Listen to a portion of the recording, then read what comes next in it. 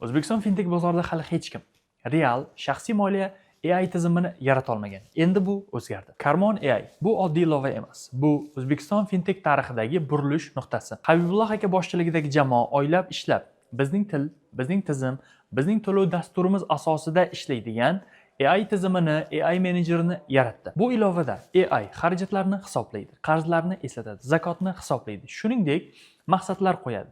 Xarajatlarni do'stlar bilan bo'lishadi va 76 xil pul birligi bilan tranzaksiyani amalga oshiradi. Bu shunchaki texnologiya emas, madaniyatni o'zgartiradigan xizmat yoki texnologiya. O'zbekiston foydalanuvchilari uchun yaratilgan ilova, lekin hozirda bu Markaziy Osiyodagi foydalanuvchilarni, Markaziy Osiyo bozorini ochib bermoqda. Investor bo'lish uchun bu juda zo'r imkoniyat.